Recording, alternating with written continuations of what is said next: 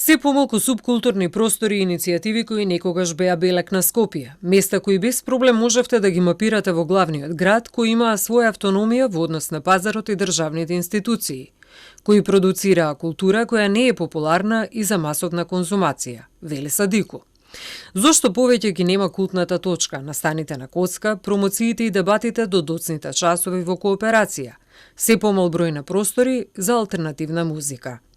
За сметка на тоа, речиси на секој чекор, различни облошувалници, шопинг центри и кафулиња. Еден од клучните проблеми што го идентификувавме и знаеме дека постои со субкултурните иницијативи, места и простори и групи е одржливоста нивна, токму бидејќи поради фактот што многу од нив се одржуваат самоиницијативно, волонтерски, а во момент кога ќе прераснат во покомерцијализирани форми, тие губат веќе нивното субкултурно својство и најчесто тие после некои години изумираат.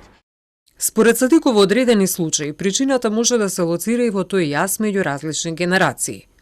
Новите генерации се оние кои би требало да го вратат тој белек на овој град.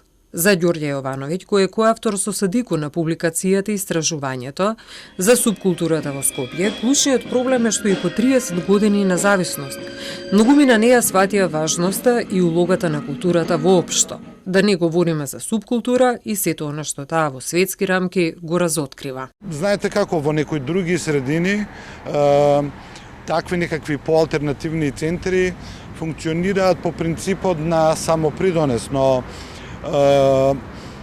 во земја која е исклучително економски слаба и каде што луѓето навистина се преокупирани со екзистенцијални проблеми, просто тоа би било некаков луксус да може да одвојат некаков скромен буџет, скромни пари од домашниот буџет и да ги донираат, ајде да речеме, во одредена културна иницијатива.